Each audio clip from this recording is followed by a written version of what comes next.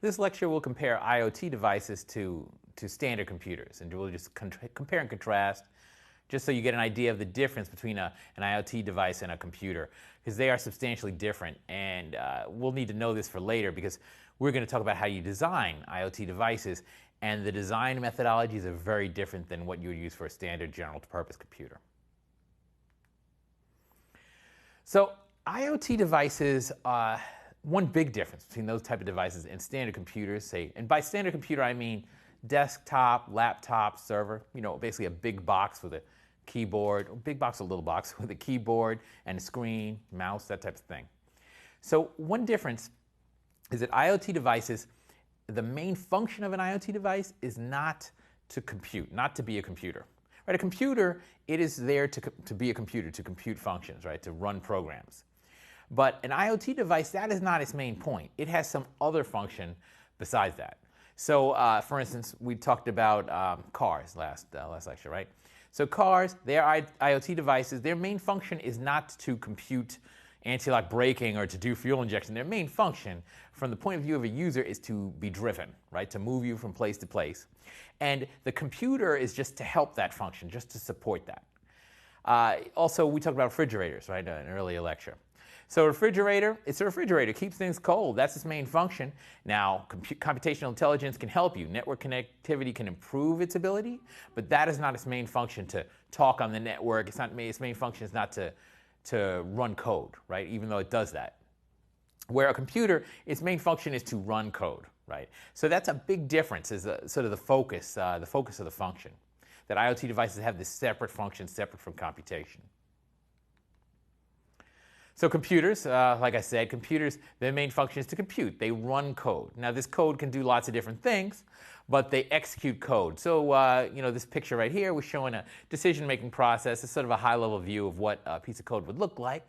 But there'll be conditions in there. If x is greater than 5, then perform this action. If x is less than 5, then do another action. Something like that. That's what code looks like, and that's the point of a computer, is to execute code, execute a sequence of functions in a particular order as determined by dynamic information, like that condition right there.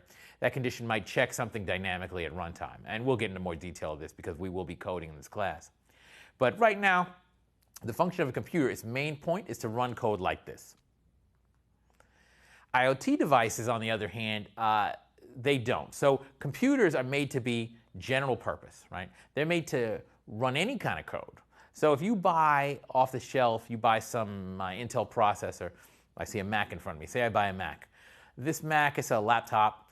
This Mac laptop is meant to run code, and it can run any kind of code. I can play a video game on that thing. I can connect it up to a camera and video record something. I can do whatever kind of code I want to run on that computer. I can do that.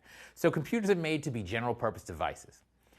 Now, they're not particularly good or efficient at a particular application, but they are generally good at everything.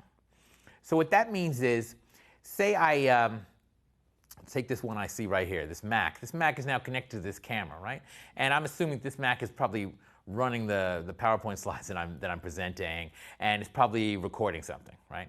So sure, you can use a Mac to record video if you want to. You can connect up to a camera, record a video, record a sequence, but a dedicated camera is better than a Mac at doing that, right? I can take a Mac and connect up to a webcam, and it's now a video recorder. But it's probably going to be better, more efficient, to get a camera, a video camera that is made for that purpose to do that task. So computers are general purpose. They can do whatever you want. You hook something onto them, they can do what you want, but they are not necessarily the most efficient, most effective tool at doing that. Internet of Things devices are generally special purpose things. So they are made to do a particular task or set of tasks that are all related to one thing. So as an example, music player, right? So I still own one of these, an MP3 player, because I'm cheap. You can buy them cheap. You could do it off of a phone too, but I use a special purpose device, like an iPod, right? So these devices are made to play music.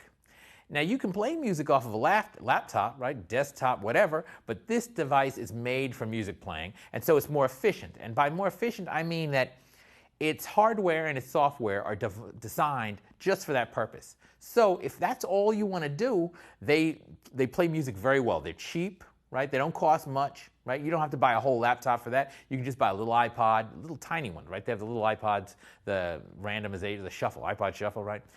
Tiny, cheap, very compact, much smaller than a laptop, right? But they do their job. So that specific job, they do great.